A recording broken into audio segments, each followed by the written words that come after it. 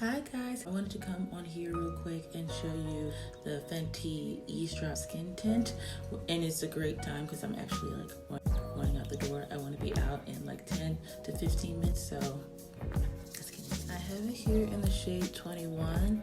I wanted to get something a little bit darker, you know, so when I would put on concealer and everything, it wouldn't be too light. But yeah, this is supposed to be a quick, easy product that you can apply with your hands. It literally feels like a moisturizer. So this is what my face is looking like, just the skin tint. You can still see my skin through it, and that's what I love about this. And I feel like I could go out like this, but I'm not going to. Oh, look guys, I feel very fresh and pretty.